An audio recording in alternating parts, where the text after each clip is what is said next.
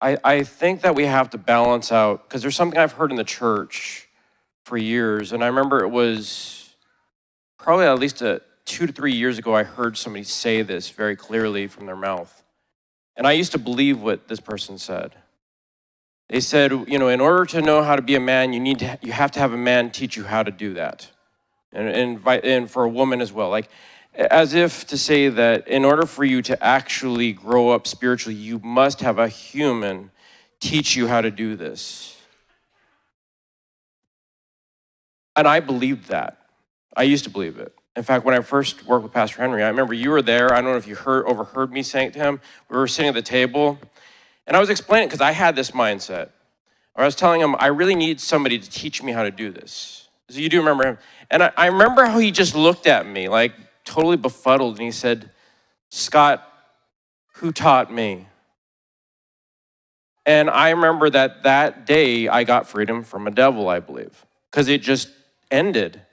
I stopped looking for somebody to mentor me in the ways of God.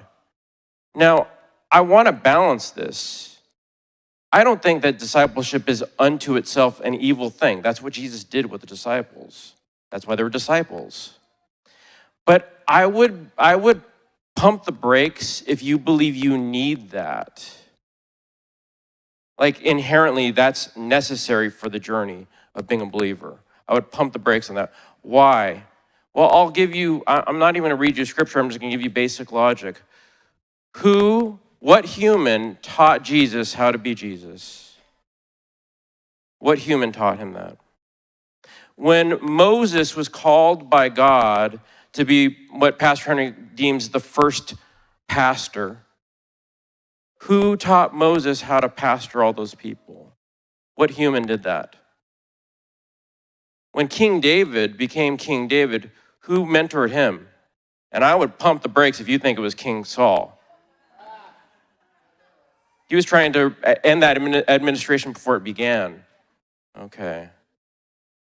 I think there's a balance. There's a value in learning from other humans, but here's the danger, and here's how I think this gets into the rebellion and even the backbiting and the bitterness. Is because if I believe that you need to teach me how to be who I am, and I'm putting that responsibility on you, then I'm going to get angry when I fail, because I'm going to think that it's your fault because you didn't come alongside me to teach me, right?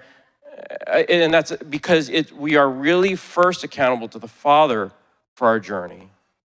And then we bump into other humans along the way who help us along that journey. But that is a concern here, because if you're still holding out for the day when you're going to get this face-to-face and you're going to just follow somebody around and learn everything they know so you can become who you need to become, not only is that not realistic, but God may resist you. Why? Because you're going into idolatry. You're not looking to God to form you. You're looking into other people to form you.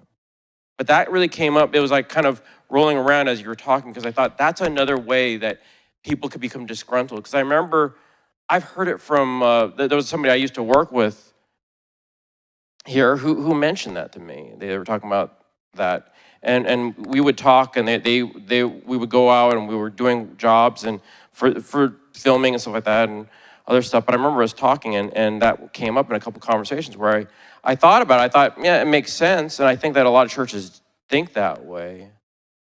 But I think that we need to be careful about how much you expect other people to do for you to grow up here. You really have to understand that we can be a resource to you, but at the end of the day, we can't be a substitute God for you.